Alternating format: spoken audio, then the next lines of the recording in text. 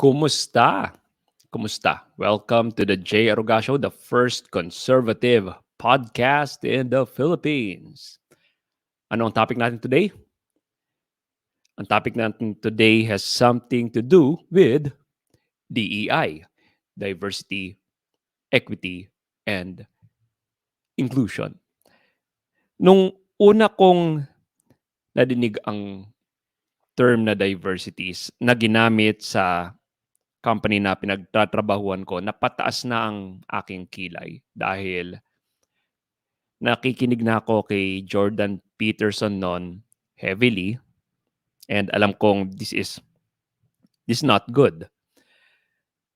Dahil sa aking pakikinig kay Dr. Jordan Peterson na nalaman ko na kagad ang difference ng equality of opportunity versus equality of outcome.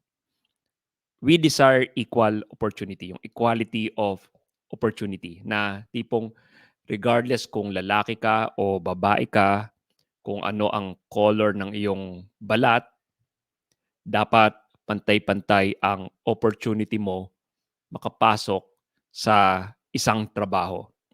Ang problem kapag ininjectan mo ng diversity ang isang mindset ng kumpanya, hindi mo alam kung diverse in what way, di ba? Kailangan bang maging 50-50 ang dami ng lalaki at babae? Diverse na ba kapag na-achieve yon? And bakit kailangan natin gawin yon? Anong magandang maidudulot nun? Nagkaroon ka lang ng equal number of sexes, di ba? Then, sasabihin ng iba, hindi pa diverse yon kasi kailangan mo ring maging diverse sa race. Dapat ay madami din ng black and white. Hindi pa diverse yun. Kailangan diverse ka rin sa sexual orientation. Kailangan may mga LGBT kang i-inject sa iyong kumpanya. And ang diversity index ay ang index na walang way para masatisfy ito. At the same time, wala rin itong sense dahil sabi ni Jordan Peterson, ano ano ano ngayon kung diverse ka, 'di ba? Parang parang mong sinasabi na mas kaya mong i-solve ang isang problema kung mas maraming tao na magkakaiba sa isang grupo kaysa sa pare-pareho.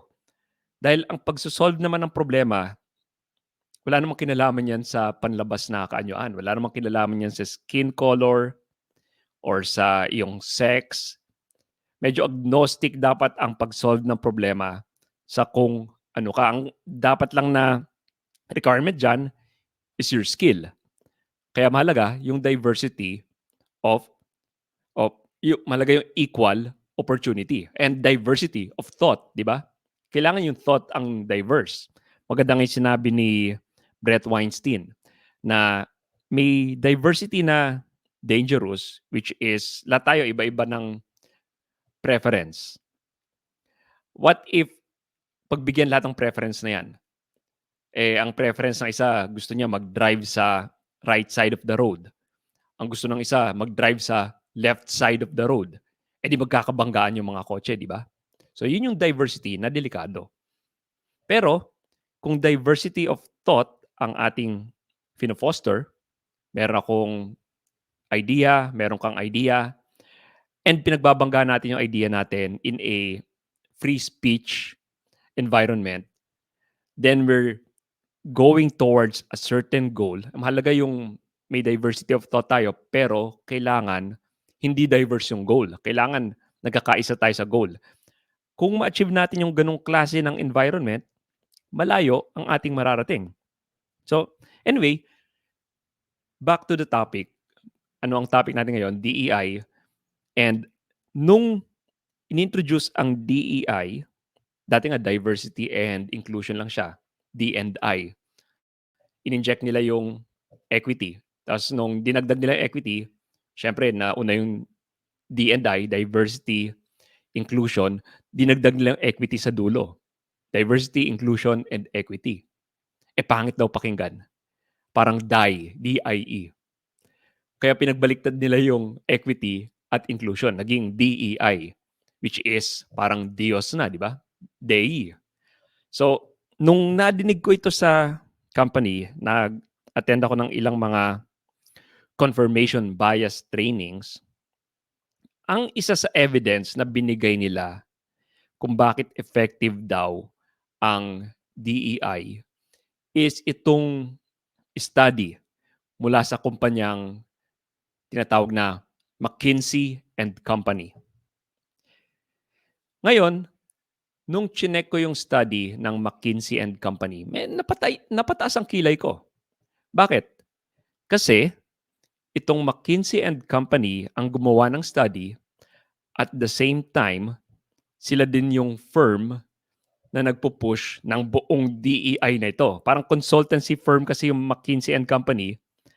And lo and behold, sila din yung gumawa ng study on diversity. Parang, di ba parang may conflict of interest doon, di ba? Parang sabihin ko na, oy, may study ako na ang The J. Aruga Show ang the best podcast in the world. Tapos ako din yung nagpo-promote ng The J. Aruga Show, di ba?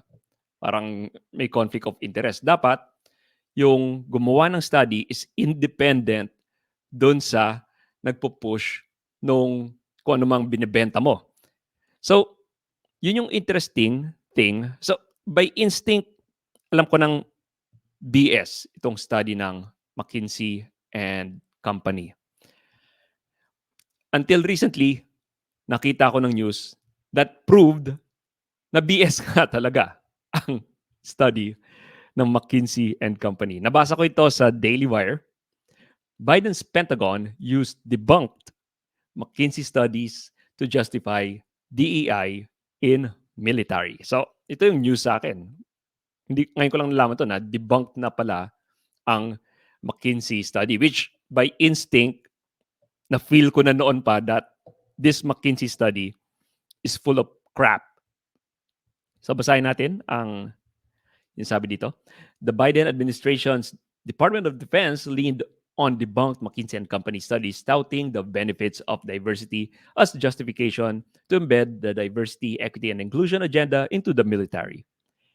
The consulting giants debunked studies which titles such as Diversity Wins and Diversity Matters are referenced in multiple reports from the Navy, a Pentagon newsletter, and a document from the Defense Equal Opportunity Management Institute, all of which advocate for the DEI agenda to be embedded deeper into the operations of the US military. Basahin natin yung sinasabi dun sa study.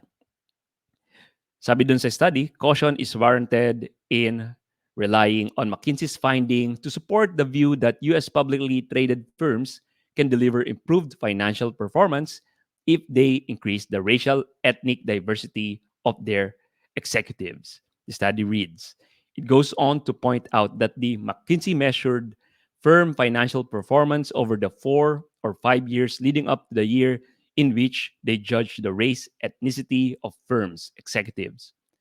A testing structure that the Econ Journal Watch says is unable to substantiate the claim of the McKinsey study. I'll share this in our show notes. Ito yung Econ Journal Watch study, and this is very interesting.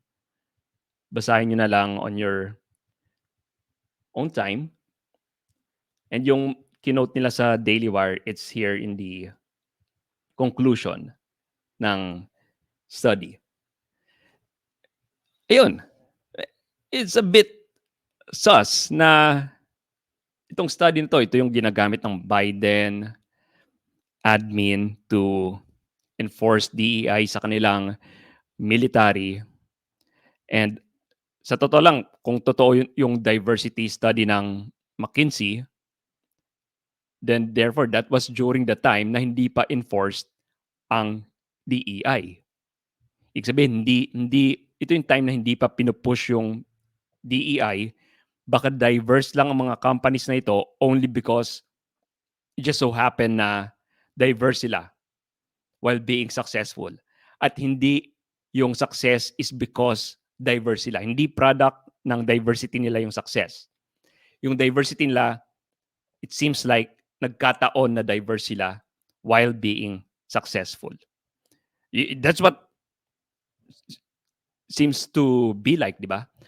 And since then, by the way, gusto ko rin sabihin na recently lang, kaya ako na gawang topic na ito ngayon, itong McKinsey and Company, they're under criminal investigation over alleged role in opioid epidemic. So, well, wala namang kinalaman to dun sa kanilang ginawang study, but might want to be familiar with these events happening there. Also, alam nyo ba na in tech companies like Google, Meta, etc., they made cuts to DEI programs last year. So, unang mga tinatanggal nilang mga empleyado yung part ng DEI program or DEI department. And it's because, yun nga, wala namang kasing magandang naidudulot sa kumpanya ang DEI and they're just wasting their money. Aside from that, ito ang gusto kong tutukan din sa episode na ito. May isang airlines, yung United Airlines, sabi nila they will train 5,000 pilots by 2030. Half to be women or minorities. And ito ngang United Airlines ay pumasok sa DEI agenda. And guys, what does this tell? Ibig sabihin, may mga piloto na maaring nandun lang, hindi dahil sa kanilang galing, but nandun lang sila, naging piloto lang sila, nasa cockpit lang sila because they happen to have a certain sex, which is babae, or they happen to have a certain skin color. What's the big deal? Well, it just so happened na recently lang, tignan nyo itong mga news na to, last year, United Airlines plane plunged into ocean in 2022. US authority reveals reason behind the crash. That's one. Check out nyo itong isa pang news. United Airlines flight to Rome plunges 28,000 feet in 10 minutes. Here's what happened. Nagkataon lang. Pero check this out. Isa pa. United Airlines flight slides off runway at Lake Charles Regional Airport. Well, tatlo lang yan eh. May isa pa. Sabi dito, love tap on tarmac. Video shows Delta and United planes in slow motion bump at Boston Airport. Wow. Hindi ko sinasabi na ang mga piloto na ito are either female or person of color.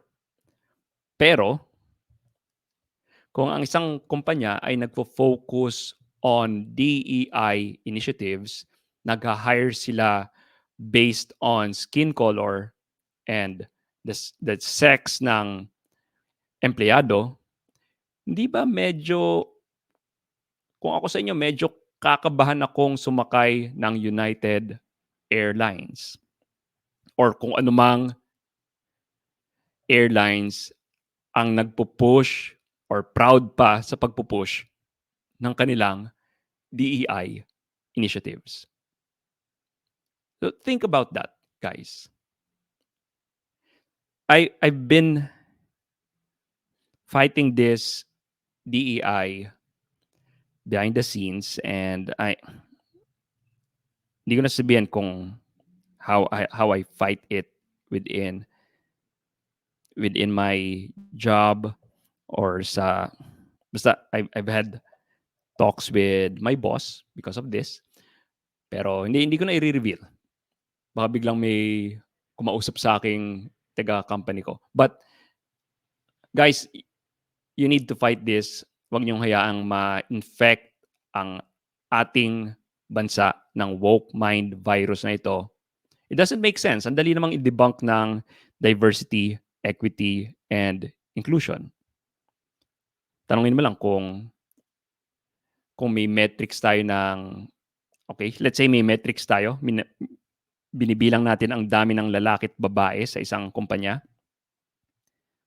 Tanungin natin kung hindi ba in order to fulfill that quota and diversity quota ang tawag natin dyan, hindi ba pag ina-attempt nating i-fulfill yung quota, baka nagbibigay tayo ng special privileges dun sa mga taong magfu-fulfill ng diversity quota. Baka kapag may nag-submit na babae versus isang lalaki na mas qualified, hindi ba unfair yon na pipiliin yung babae instead of yung lalaki na mas qualified? Hindi ba dapat equal nating titignan sila? Actually, mas maganda nga blind audition, di ba? Parang sa The Voice. Mas maganda nga yung ginagawa sa The Voice. Nakatalikod yung mga coach tsaka yung mga judges. Tapos haharap na lang sila kapag maganda yung boses. And yun dapat sa company. Blind audition. At the same time, hindi ba medyo unfair sa isang babae na malaman niya na na-hire lang siya or na-promote lang siya, naging executive dahil sa babae siya? Hindi ba medyo disservice sa kanya na hindi dahil sa skill niya kaya siya nandito ngayon? So guys, gusto ko lang pag-isipan ninyo to, and hopefully kung nakikita nyo ito sa inyong kumpanya, you challenge your management or yung authority. Challenge nyo lang. Hindi ko naman sinasabing to a point na ma-fire kayo, but give them an annoying pebble in their mind to think about. Okay, this has been another episode of the Jay Roga Show. At the end of the day, it will be night. Goodbye.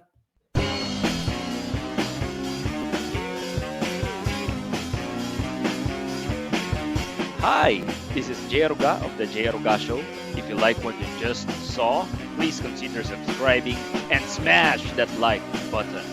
We'll need all of your help to take back the culture from this ideological colonization of the West. Thank you.